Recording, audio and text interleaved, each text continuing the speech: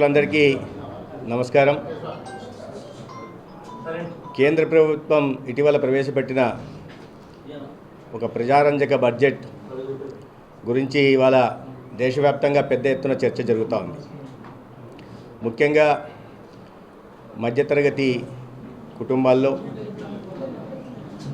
రైతు కుటుంబాల్లో ఈ ఉద్యోగ ఉపాధి అవకాశాల కోసం ఎదురు చూస్తున్న వారిలో ఒక సానుకూల వాతావరణం కనిపిస్తూ ఉంది. ఈ సంవత్సరం దాదాపు 50.5 లక్షల కోట్లతో ప్రవేశపెట్టిన బడ్జెట్ వికసిత భారత్ అని ఏ కలనైతే మనం కంటున్నామో రాబోయే 23 సంవత్సరాల్లో ప్రపంచంలో అతిపెద్ద ఆర్థిక వ్యవస్థల్లో 1-2 స్థానాలకు తీసుకెళ్లాలని ప్రయత్నం చేస్తున్నామో ఆ కళ సాకారమయ్యే దిశగా దానికి పునాదులు వేస్తున్నట్టుగా వాళ్ళ బడ్జెట్ ఉంది. బడ్జెట్లో ప్రధానంగా గ్రోత్ ఇంజన్లుగా ఉంటున్న సెక్టార్లను గుర్తించి వాటి మీద ప్రత్యేక దృష్టి పెట్టడం జరిగింది. దాంట్లో మొదటగా వ్యవసాయ రంగం మీద ప్రత్యేక దృష్టి, తర్వాత ఎంఎస్ఎంఈల మీద, తర్వాత పెట్టుబడులు, మౌలిక సదుపాయాల కల్పన, 4వ గ్రోత్ ఇంజన్గా ఎగుమతులను గుర్తించడం జరిగింది. ప్రతి సంవత్సరం ఇస్తున్నట్టుగానే ఈ ఏడాది కూడా వ్యవసాయ రంగానికి పెద్దపీట వేస్తూ పెద్ద ఎత్తున కేటాయింపుల్ని పెంచుతూ 1,72,000 కోట్లతో ఇవాళ వ్యవసాయ రంగానికి బడ్జెట్ కేటాయింపులు చేయడం జరిగింది.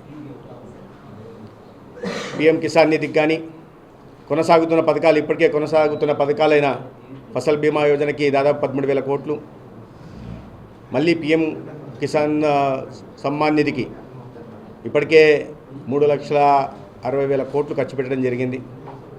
దానికి బడ్జెట్ కేటాయింపులు చేయడం, ముఖ్యంగా రైతు దిగుబడి పెంచడానికి ఒక 100 జిల్లాల్ని, అంటే తక్కువ దిగుబడులు ఉంటున్న 100 జిల్లాల్ని గుర్తించి అక్కడ దిగుబడులను పెంచే దిశగా కూడా చర్యలు తీసుకుంటున్నారు. ఈ పల్సెస్లో స్వయం సమృద్ధి సాధించడానికి స్పెషల్ సీడ్ మిషన్ని తీసుకురావడం, నాణ్యమైన గింజల్ని ఉత్పత్తి చేసి రైతులకు అందించే దిశగా కూడా ఒక మిషన్ తీసుకొచ్చి ప్రయత్నాలు చేస్తూ ఉన్నారు.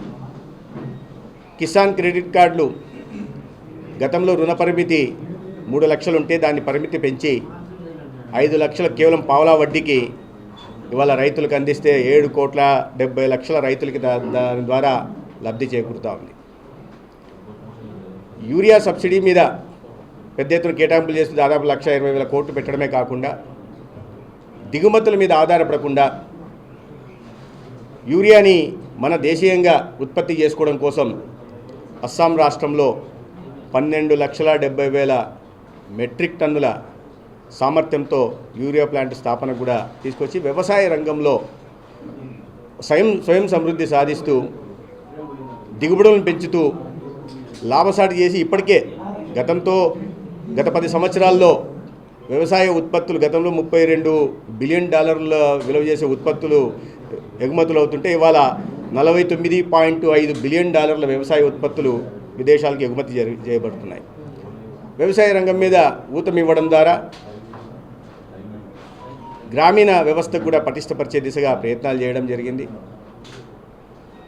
గ్రామీణాభివృద్ధికి కూడా 2,70,000 కోట్ల కేటాయింపులు చేయడం, మళ్ళీ ప్రతి ఇంటికి సురక్షితమైన మంచినీరు అందించే దిశగా జలజీవన్ మిషన్ని మరి 3 ఏళ్ల పాటు పొడిగించి 67,000 కోట్ల కేటాయింపులు, గ్రామీణ ఉపాధి పథకానికి 86,000 కోట్ల పనులు, అంటే పని దినాలను పెంచి గ్రామాల్లో మౌలిక సదుపాయాల కల్పన మీద కూడా దృష్టి పెట్టి పూర్తిగా గ్రామీణ ప్రాంతాల మీద వ్యవసాయ రంగం మీద దృష్టి నిలపడం ద్వారా వాటి ఆర్థిక పరిపుష్టికి దోహదం చేసే దిశగా ఈ బడ్జెట్ ఉంది. ఇక రెండో ఎంఎస్ఎంఈ, ఈ దేశంలో ఉన్న 1 కోటి ఎంఎస్ఎంఈలు 7.5 కోట్ల మందికి ఉపాధి కల్పిస్తున్నాయి. కాబట్టి వీటి మీద దృష్టి పెట్టి ఉపాధి కల్పన చేయడం వల్ల జీవన ప్రమాణాలు పెంచాలని, తలసరి ఆదాయం పెంచే దిశగా ప్రయత్నాలు చేయడం జరిగింది. రుణ పరిమితి మధ్య చిన్న పరిశ్రమల కోసం గతంలో 5 కోట్ల పరిమితి ఉంటే దాన్ని వల్ల 10 కోట్లకు పెంచడం జరిగింది. సూక్ష్మ పరిశ్రమల పరిమితిని 5 లక్షలకు పెంచడం జరిగింది. సో ప్రత్యేకంగా ఎంఎస్ఎంఈల మీద దృష్టి పెట్టి ఉత్పత్తులు పెంచి 36% ఉత్పత్తి కేవలం ఈ కోటి ఎంఎస్ఎంఈల ద్వారా వస్తుంది. దాంట్లో 45% ఎగుమతులు చేయబడతా ఉన్నాయి. కాబట్టి ఉత్పత్తిని సామర్థ్యాన్ని పెంచి ఉత్పత్తిని పెంచి తద్వారా ఎగుమతులను పెంచాలనే దిశగా కూడా ఎంఎస్ఎంఈల మీద ప్రత్యేక దృష్టి పెట్టడం జరిగింది. దాని తర్వాత పెట్టుబడులు, మౌలిక సదుపాయాల కల్పన మీద మూలధన వ్యయాన్ని పెంచడం కోసం 11.5 లక్షల కోట్లు, అంటే సంపద సృష్టించడం కోసం 11.5 లక్షల కోట్లు ఇవాళ కేటాయించడం జరిగింది. దాంట్లో మళ్ళా రాష్ట్రాలకి special assistance for states for capital expenditure కింద, క్యాపిటల్ ఇన్వెస్ట్మెంట్ కింద 1,50,000 కోట్లు దీర్ఘకాలిక రుణాలను ఎటువంటి వడ్డీ లేకుండా రాష్ట్రాలకు ఇచ్చి, రాష్ట్రాల బాధ్యత కూడా మూలధనం వ్యయం చేయాలని, క్యాపిటల్ ఎక్స్పెండిచర్ మీద రాష్ట్రాలను కూడా ప్రోత్సహించే దిశగా ఇవాళ ఈ పెట్టుబడులు జరుగుతున్నాయి. అదేవిధంగా ఎగుమతుల మీద ప్రత్యేక దృష్టి పెట్టడం జరిగింది. ఇవన్నీ పక్కన పెడితే ఈ ఆరోగ్య రంగం మీద కూడా దృష్టి సారించి 12% గత ఏడాదితో పోలిస్తే ఈ వైద్య శాఖ మీద, ఆయుష్ మీద 12% బడ్జెట్ కేటాయింపులు పెంచి దాదాపు 1,00,000 కోట్లకు తీసుకెళ్ళడం జరిగింది. ఇవాళ ఈ నాన్ కమ్యూనికేబుల్ డిసీజెస్ ద్వారా ప్రధానంగా క్యాన్సర్ వల్ల ఏటా క్యాన్సర్ రోగుల సంఖ్య పెరుగుతూ ఉండడం, మరణాల సంఖ్య ప్రపంచవ్యాప్తంగా పెరుగుతున్న నేపథ్యంలో మన దేశంలో 36 రకాల క్యాన్సర్కు సంబంధించిన చికిత్సకు సంబంధించిన మందులకి బేసిక్ కస్టమ్ డ్యూటీని తగ్గించేయడం జరిగింది. అదేవిధంగా 3 ఎక్కువ ఖర్చుతో కూడుకున్న మందులకి జిఎస్టీని కూడా తగ్గించడం జరిగింది. పిఎంజేవై నిధులు పెంచారు. నేషనల్ హెల్త్ మిషన్ 5 సంవత్సరాలు పొడిగించడంతో పాటు నిధులు పెంచారు. అదేవిధంగా విద్యారంగం, ఇతర ప్రధాన రంగమైన విద్యారంగం కూడా ప్రత్యేకంగా కేటాయింపులు చేసే ప్రయత్నం చేశారు. 1,29,000 కోట్లు విద్యారంగం మీద కేటాయించడం జరిగింది. ఈసారి ప్రధానంగా విద్యారంగంలో పెనుమార్పులు, నూతన జాతీయ విద్యా విధానానికి అనుగుణంగా విద్యారంగంలో పెనుమార్పులు, సంస్కరణలు తీసే దిశగా ప్రయత్నాలు చేయడం జరిగింది. ముఖ్యంగా ఈ చిన్న వయసులోనే పిల్లల్లో ఈ శాస్త్రీయ దృక్పథం పట్ల ఇంట్రెస్ట్ డెవలప్ చేసే ఉద్దేశంతో ఏకంగా 50,000 అటల్ టింకరింగ్ ల్యాబ్లని దేశవ్యాప్తంగా మంజూరు చేశారు. ఐఐటీల పరిస్థితి మీద ప్రత్యేక నిధులు కేటాయించడం, రీసెర్చ్ అండ్ డెవలప్మెంట్ మీద, ఎందుకంటే ఇవాళ ఎక్కడ చూసినా డీప్ టెక్నాలజీ గురించి మాట్లాడుకుంటున్నాం, artificial intelligence, block chain, machine learning గురించి మాట్లాడుకుంటున్నాం.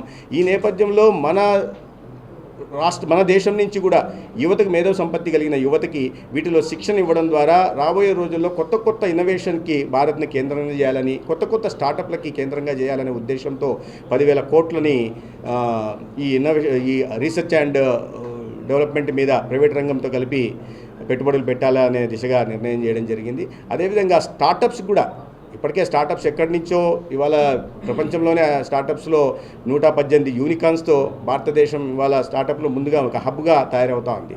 ఈ నేపథ్యంలో స్టార్టప్స్ని డెవలప్ చేయడం కోసం ఇప్పటికే గత సంవత్సరం 20,000 కోట్లు కేటాయిస్తే మళ్ళీ ఫండ్ ఆఫ్ ఫండ్స్లోంచి 10,000 కోట్లు స్టార్టప్స్ మీద, డీప్ టెక్నాలజీ మీద కేటాయించి స్టార్టప్లకు దోహదం చేసే దిశగా ప్రయత్నాలు చేస్తున్నారు. ఇది విద్యారంగంలో అంటే మామూలు విద్య కేటాయింపులు కాకుండా ఒక సంస్కరణ దిశగా, ఒక టెక్నాలజీ ఆధారంగా విద్యని ముందుకు తీసుకెళ్లడానికి, తద్వారా ఉపాధి అవకాశాలు, ఉద్యోగ అవకాశాలు కూడా కల్పించడానికి పెద్ద ఎత్తున చర్యలు తీసుకోవడం జరిగింది. మౌలిక సదుపాయాల కల్పన మీద నేను చెప్పినట్టుగా ఈ రహదారులు, హైవేల మీద 2,70,000 కోట్లకు పైగా ఖర్చులు పెడుతూ మ్యారిటైమ్ బోర్డు ద్వారా 49% కేంద్రమే భరిస్తూ ఈ పోర్టుల నిర్మాణం దిశగా కూడా ముందుకు వచ్చింది. దానికోసం కూడా 20,000 కోట్లు ఖర్చు పెట్టడం జరుగుతుంది. అదే పట్టణాల మీద కూడా మౌలిక సదుపాయాల మీద ప్రత్యేకంగా దృష్టి పెట్టి 1,00,000 కోట్లు కేటాయిస్తూ దానికి ఒక ఛాలెంజ్, సిటీ ఛాలెంజ్ పేరుతో మౌలిక సదుపాయాల కల్పన మీద పెట్టుబడులు పెట్టడం కోసం ఈ ఆర్థిక సంవత్సరానికి 10,000 కోట్లు, అంటే 5 సంవత్సరాల కాలానికి 1,00,000 కోట్లు పెడుతూ ఈ ఆర్థిక సంవత్సరానికి 10,000 కోట్లు పెట్టడం జరిగింది. నేను చెప్పి ఇంతసేపు వైద్యం గురించి మాట్లాడాను. వైద్యం ఆరోగ్యం గురించి మాట్లాడుతున్నప్పుడు మన దేశంలో ఉంటున్న పరిస్థితి చూస్తే రోగులకు సంబంధించి ఇంత జనాభాకు సంబంధించి ఉంటున్న డాక్టర్ల సంఖ్య తక్కువగా ఉంటున్న నేపథ్యంలో రాబోయే 5 సంవత్సరాల్లో 75,000 మెడికల్ సీట్లని పెంచాలని నిర్ణయం తీసుకోవడం జరిగింది. గత 10 సంవత్సరాల్లో 55,000 మెడికల్ సీట్లను పెంచడం జరిగింది. 45,000 పీజీ సీట్లను పెంచడం జరిగింది. కానీ ఈ రాబోయే 5 సంవత్సరానికి 75,000 సీట్లను పెంచాలనే ఉద్దేశంతో కేంద్ర ప్రభుత్వం దిశగా ప్రయత్నాలు మొదలుపెట్టింది. దాంట్లో ఈ ఆర్థిక సంవత్సరంలోనే 10,000 మెడికల్ సీట్లను దేశవ్యాప్తంగా పెంచాలని, దాని ద్వారా మన రాష్ట్రంలో కూడా లబ్ధి జరిగి కొత్త కాలేజీలు ఎలాగూ రావాల్సి ఉంది, వాటిలో మెడికల్ సీట్లు పెరిగే అవకాశం కూడా ఉంది. అదేవిధంగా టూరిజం మీద ప్రత్యేకంగా దృష్టి పెట్టి 50 టూరిస్ట్ కేంద్రాలు, ఎందుకంటే రాబోయే రోజుల్లో టూరిజంని హెల్త్ని వీటిని ఇంటిగ్రేట్ చేసుకుంటూ ఒక టూరిజం హబ్ లాగా చేయాలని హీల్ ఇండియా పేరుతో ఈ గల్ఫ్ దేశస్తులు కానీ ఆఫ్రికన్ దేశస్తులు కానీ మిగతా ఈ యూరోపియన్ కంట్రీస్ కానీ ఇతర దేశాలకు పాశ్చాత్య దేశాలకు వెళ్తే ఖర్చుతో కూడుకున్నది కాబట్టి భారతదేశంలో కాస్త చౌకగా వైద్య చికిత్స అందే అవకాశం ఉంది. కాబట్టి ఈ దేశాలను ఎంకరేజ్ చేయడం కోసం ఒక హెల్త్ టూరిజంని పెంచే దిశగా హీల్ ఇండియా పేరుతో అయితే దాని మీద టూరిజం మీద కూడా ప్రత్యేక దృష్టి ఒక 50 కేంద్రాలని టూరిజం సంబంధించి ఇప్పటికే ఉంటున్న ప్రసాద్, స్వదేశ్ దర్శన్ ఇటువంటి కార్యక్రమాలతో అనుసంధానం చేస్తూ కొత్తగా అభివృద్ధి చేసే దిశగా కూడా ప్రయత్నాలు చేయడం జరిగింది. అదేవిధంగా ఎనర్జీ మీద కూడా గ్రీన్ హైడ్రోజన్ మీద ఎనర్జీ మీద కొత్త రిఫార్మ్స్ తీసుకొచ్చి రాబోయే రోజుల్లో 2030 నాటికి 500 గిగావాట్ల రెన్యూవబుల్ ఎనర్జీని ఉత్పత్తి చేయాలని ఒక లక్ష్యంగా పెట్టుకోవడం జరిగింది. ఎందుకంటే ఏ దేశమైనా ఆర్థికంగా ముందుకు సాగాలంటే వీటి మీద ఒక విద్యుత్ అనేది ఎనర్జీ అనేది చాలా ఇంపార్టెంట్. కాబట్టి వీటి మీద ప్రత్యేకంగా దృష్టి పెట్టడం, తద్వారా మన రాష్ట్రంలో కూడా లబ్ధి జరిగే అవకాశం ఉంది. మొన్ననే చూసాం, ప్రధానమంత్రి గారు వచ్చి 1,85,000 కోట్లతో గ్రీన్ హైడ్రోజన్ ఉత్పత్తి చేయడానికి అవకాశం ఇవ్వడం జరిగింది. అదేవిధంగా మన రాష్ట్రంలో కూడా 4 సోలార్ పార్కులను కేటాయించడం, ఎక్కడ చూసినా కూడా ఇప్పుడు ఇవాళ సోలార్ ఎనర్జీ మీద ప్రత్యేక దృష్టి పెట్టడం జరుగుతుంది. దేశంలో ఎక్కడా లేని విధంగా ఆంధ్రప్రదేశ్లో కూడా 4 సోలార్ పార్కులు ప్రధానంగా రాయలసీమ ప్రాంతానికి మరీ ముఖ్యంగా లబ్ధి ఈ ఉమ్మడి అనంతపురం జిల్లాకి దాని ద్వారా జరుగుతూ ఉంది. ఈ రకంగా అనేక విషయాల మీద దృష్టి పెడుతూ యువతకి ఉపాధి అవకాశాలు కల్పించడం మీద, వ్యవసాయ రంగాన్ని స్వయం సమృద్ధి సాధించడం మీద పెడుతూ మహిళల గురించి పోషణ్ 2 పేరుతో మళ్ళీ 26,000 కోట్లతో మహిళలకి, బాలింత మహిళలకి, అదేవిధంగా 8 కోట్ల మంది చిన్నపిల్లలకి పోషకాహారాన్ని అందించడం కోసం 26,000 కోట్ల నిధులు కేటాయించడం జరిగింది. అంటే సమాజంలో అన్ని వర్గాలకి ఊతమిచ్చేలాగా, అన్ని వర్గాలకు ఆలంబనలాగా, అదే సమయంలో సంపద సృష్టి చేసే దిశగా కూడా ఈ బడ్జెట్ ఉంది. మౌలిక సదుపాయాల కల్పన మీద ప్రత్యేక దృష్టి పెడుతున్నారు. పోర్టుల నిర్మాణంలో కానీ, మళ్ళీ ఉడాన్ పథకాన్ని తీసుకురావడం కానీ, కొత్త ఎయిర్పోర్ట్ల నిర్మాణం కానీ, ఇప్పటికే 55 కిలోమీటర్ల నేషనల్ హైవేల నిర్మాణం జరిగితే గతిశక్తి కింద రాబోయే రోజుల్లో భారత్మాల కింద 11 లక్షల కోట్లు ఖర్చు పెట్టడం జరిగింది. సాగర్మాల, భారత్మాల మీద కూడా, అంటే ఈ మౌలిక సదుపాయాల కల్పన దృష్టి పెట్టడం వల్ల ఈ సంపద సృష్టి జరపాల, తద్వారా వాటిని సంక్షేమ పథకాలకు ఇవ్వాలనే దృష్టితో ఇవాళ బడ్జెట్ తీసుకురావడం జరిగింది. ఈ బడ్జెట్ని ప్రజలు చాలా స్వాగతిస్తున్నారు. ముఖ్యంగా మధ్యతరగతి గురించి నేను మాట్లాడాను. గతంలో నరేంద్ర మోడీ గారు ప్రధానమంత్రిగా ఈ దేశానికి ప్రధాని అయిన సందర్భంలో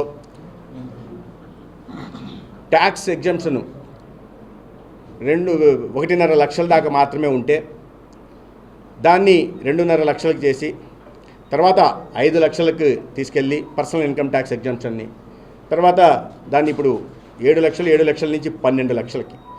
అంటే మధ్యతరగతి కుటుంబంలో నెలసరి ఆదాయం ₹1,00,000 ఉన్న ఏ కుటుంబమైనా ఇవాళ ట్యాక్స్ చెల్లించాల్సిన అవసరం లేదు. గతంలో ఈ స్లాబ్లో 20% ట్యాక్స్ చెల్లించాల్సిన పరిస్థితి ఉంటే ఇప్పుడు ఎటువంటి ట్యాక్స్ చెల్లించాల్సిన అవసరం లేకుండా 12 లక్షల కూడా ఆదాయ పరిమితిని పెంచడం జరిగింది. ఇది కొన్ని కోట్ల మంది మధ్యతరగతికి ఈ మౌలిక సదుపాయాల మీద పెడుతున్న కల్పనగా దృష్టి కానీ, లేదా ఎంఎస్ఎంఈల మీద పెడుతున్న కానీ మధ్యతరగతికి లాభించేవే. అది కాకుండా కేవలం మధ్యతరగతి వర్గాన్ని మాత్రమే దృష్టి పెట్టుకొని ఈ ఆదాయ పరిమితిని పెంచడం వల్ల ఇవాళ దేశమంతా మధ్యతరగతి వర్గం ఈ నిర్ణయాన్ని స్వాగతిస్తూ ఉంది. ఖచ్చితంగా ఈ బడ్జెట్ ఈ వికసిత భారత్ నిర్మాణానికి దారి తీస్తుంది, గట్టి పునాదులు వేస్తుంది. 2047 నాటికి దీని ఆధారంగా చేసుకొని వికసిత భారత్ నిర్మాణం అంటే మొదటి రెండు ఆర్థిక వ్యవస్థల్లో కూడా భారత్ను నిలబెడుతుంది. జీబీఎస్ మిలియన్ బ్యారర్ సిండ్రోమ్ మామూలుగా ఉంటుంది. అయితే నిన్న కొద్దిగా మేము నిరంతరం సమీక్ష నిర్వహిస్తూ ఉన్నాం. కొన్ని కేజీహెచ్లో వచ్చాయి. నిన్న ఒక్కసారిగా 5 కేసులు జీజీహెచ్లో వచ్చాయని తెలిసింది. తెలుస్తూనే వెంటనే నేను నియోజకవర్గంలో ఉన్నాను. ఇక్కడి నుంచి స్పెషల్ సిఎస్ గారితో సంబంధిత డిఎంఈ అదేవిధంగా గుంటూరు సూపరింటెండెంట్తో ఫోన్లోనే సమీక్ష నిర్వహించి ఈ స్పెషల్ సిఎస్ గారిని అక్కడికి పంపడం కూడా జరిగింది. అక్కడికి వెళ్ళి చూస్తే ఒక పల్నాడు నుంచి ఒక కోనసీమ నుంచి ఈ రకంగా వచ్చున్నాయి. అయితే దీనికి ఏమీ ఆందోళన చెందాల్సిన అవసరం లేదు. ఎందుకంటే ఇది అంటువ్యాధి కాదు, ఒకరి నుంచి ఒకరికి సంక్రమించే అంటువ్యాధి కాదు. న్యూరోఫిజిషియన్ చూడాల్సి ఉంది వీటిని. అయితే గతంలో మామూలుగా కేసులు ఉంటాయి. ఇక్కడ ఉన్న కేసులు ఏంటంటే గతంలో 15% వాటికి మాత్రమే ఇమ్యూనోగ్లోబులిన్ ఇవ్వాల్సిన అవసరం ఉండేది. ఇవాళ కొంత సంఖ్య అది శాతం పెరిగింది.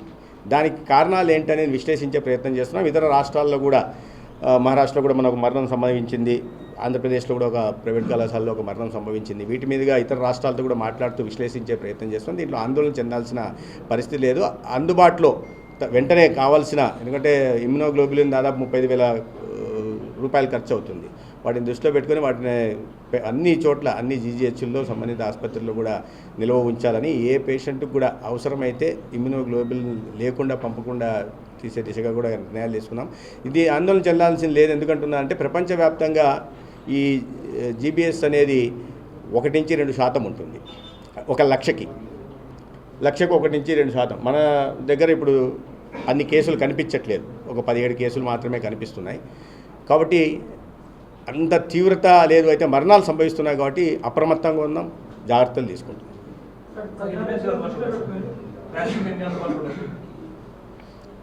వ్యాక్సిన్ ఈరోజు అందుబాటులో ఎన్ని ఉన్నాయనే సంఖ్య పెట్టలేదు, కానీ వెంటనే ఇండెంట్ పెట్టేసి త్వరితగతిన తీసుకోమని చెప్పాం. వ్యాక్సిన్లు తక్కువ ఉన్నాయి.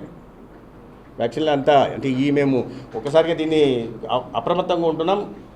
కావాల్సిన సంఖ్యలో తీసిపెట్టుకో, 50% తక్కువ లేకుండా తీసిపెట్టుకోమని చెప్తున్నాం. సంఖ్యతో ఇంతమంది వస్తారనే ఉద్దేశంతో ఇమ్యూనోగ్లోబులిన్ సరఫరా చేయమని చెప్పాం. ఇండెంట్ కూడా నిన్ననే ఇవ్వడం జరిగింది.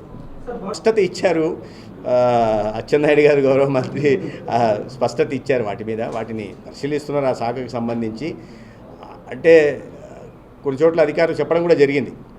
కొన్ని నాళ్ల పాటు చికెన్ ఈ పెరుగుతున్న దృష్ట్యా తినకుంటే బాగుంటుందనే విషయం చెప్పడం జరిగింది. వారు స్పష్టత ఇచ్చారు.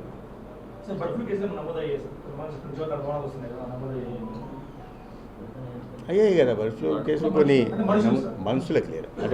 అటువంటిది ఏం లేదు. లేదు నేను చూశాను దాన్ని.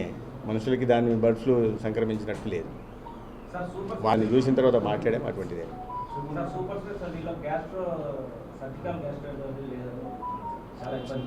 చాలా అదే సమస్య ఉంది. చాలా కొరత ఉంది. సూపర్ స్పెషలిస్టుల కొరత ఉంది, స్పెషలిస్టుల కొరత ఉంది.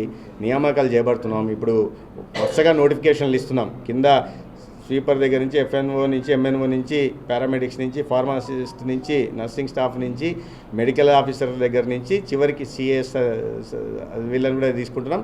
మొన్న ఈ ఇన్ సర్వీస్ కోటా నుంచి కూడా బయటకు వెళ్ళిన వాళ్ళు ఒక దాదాపు 300 మంది వస్తున్నారు. వాళ్ళ నియామకాలు కూడా వాళ్ళు వచ్చిన తర్వాత వాళ్ళ స్పెషలిస్ట్ దీనిలోకి పంపిస్తాం.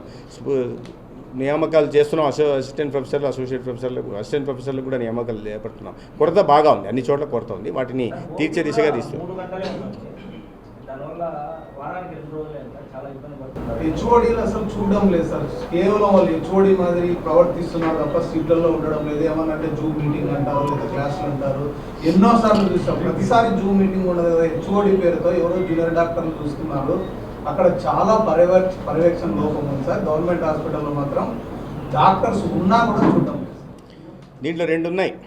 నేను సమర్థించను, వ్యతిరేకించట్లేదు. కానీ నేను చెప్పినట్టుగా మీరు హెచ్ఓడీలు అన్న వాళ్ళు కొరత ఉండడం వల్ల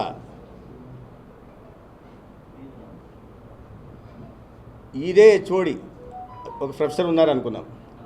ప్రొఫెసరు ఓపీ అటెండ్ కావాలి, సర్జరీస్ చేయాలి, తర్వాత టీచింగ్ కూడా, ఓపీ సర్జరీసు బోధన కూడా చేయాలి. కాబట్టి దానివల్ల కాస్త ఇబ్బందులు ఉంటున్నాయి. అందుకే చెప్పింది సిబ్బంది కొరత విపరీతంగా ఉంది. ప్రధానంగా స్పెషలిస్టు సూపర్ స్పెషలిస్ట్లో ఇది ఉంది. వాటిని సరిచేసే ప్రయత్నం చేస్తున్నాం. ఓపీని ఇవాళ మేము 30 పాయింట్ యాక్షన్ ప్లాన్ తీసుకొచ్చి ఫైనాన్షియల్ ఇంప్లికేషన్ లేని వాటిని గుర్తించి ఓపీ 30 నిమిషాల్లోనే ఓపీ నిర్వహించాలని, అదేవిధంగా ఓపీ అయిపోయిన తర్వాత అందుబాటులోనే దగ్గరలోనే రక్త పరీక్షలు నిర్వహించేలాగా, రక్త పరీక్షలు కూడా మధ్యాహ్నం లోపల భోజనం సమయం అయిపోతూనే రిపోర్ట్ వచ్చేలాగా, దాని తర్వాత పొద్దున అయితే ఏ డాక్టర్ అయితే చూశారో పేషెంట్ని అదే డాక్టరు రక్త పరీక్షలు ఏదో రిజల్ట్ వచ్చిన తర్వాత ఆ పేషెంట్ చూడాలనిగా నిబంధన పెట్టాం. దాని దిశగా చర్యలు తీసుకుంటున్నాం, ఎఫ్ఆర్ఎస్ తీసుకుంటున్నాం.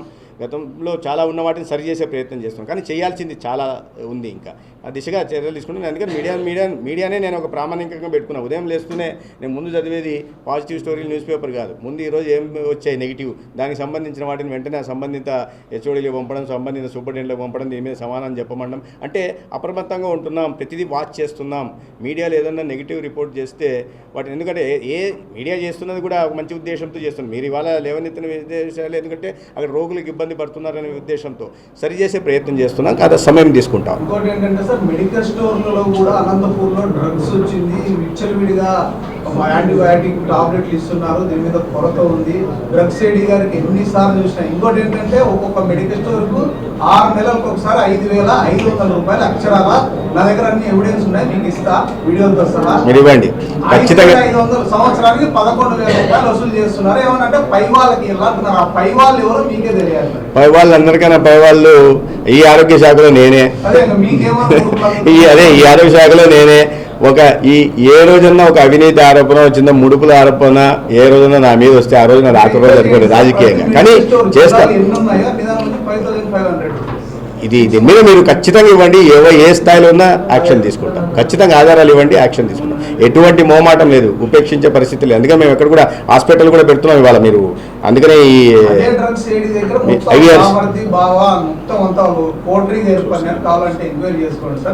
ఇవ్వండి. ఖచ్చితంగా దాని మీద విచారణ జరిపిస్తాం, ఖచ్చితంగా చర్య తీసుకుంటాం. మీరు నాకు ఆధారాలు ఇవ్వండి. కూటమి నేతల వరుస క్యాబినెట్ మీటింగ్ రాకపోవడం, చంద్రబాబు ఫోన్ చేసినా కూడా ఎదుర్కోవడం అనేది ప్రచారం అన్నారు మీరే. అది దుష్ప్రచారం. దాని కాస్త కలపాలి మీరు. అది దుష్ప్రచారం. ఎందుకంటే మొదలైనప్పటి నుంచి ప్రతి క్యాబినెట్ మీటింగ్లో ఉన్నారు. ఉప ముఖ్యమంత్రి గారు ఉంటా ఉన్నారు. నేను ఒక క్యాబినెట్ వెళ్ళలేకపోయాను. ఇక్కడ ఏదో కట్టిన గుడి ప్రాణప్రతిష్ఠ ఉంటే ఆ రోజు నేను వెళ్ళలేకపోయా. ఉదాహరణ చెప్తాను, నేను ఒక పార్టీని రిప్రజెంట్ చేస్తున్నాను కాబట్టి. వీరి ముందు నుంచి ఉన్న కార్యక్రమం వారికి ఆరోగ్య కారణాల దృష్ట్యా కూడా వెళ్ళున్నారు. రెండోది తీర్థయాత్రలు పెట్టుకున్నారు. క్యాబినెట్ ఏంటంటే మాకు 3-4 రోజుల ముందు క్యాబినెట్ ఉందని తెలుస్తుంది, కానీ ముందస్తు ప్రోగ్రాములు ఉంటాయి అంతే తప్ప వేరే ఇది లేదు. ఆయన ఏమన్నారు, ముఖ్యమంత్రి గారు చెప్పింది ఏంటి, ప్రయత్నం చేసే అన్నారు. దాంట్లో వేరే రకంగా వేరే కోణంలోంచి చూడాల్సిన అవసరం లేదు. అటువంటి ఏమీ లేవు. కూటమిలో నేను ప్రధాన పార్టీలు 3 పార్టీల్లో నేను ఒక పార్టీని రిప్రజెంట్ చేస్తున్నా. అటువంటి ఏం లేదు. కూటమిలో ఆ సఖ్యత ఉంది. అన్ని కలిసిమెలిసి నిర్ణయాలు తీసుకుంటున్నారు. ప్రధానంగా ప్రతి విషయం మీద కూడా ముఖ్యమంత్రి గారు ఉప ముఖ్యమంత్రి గారితో చర్చించిన నిర్ణయం తీసుకుంటున్నారు.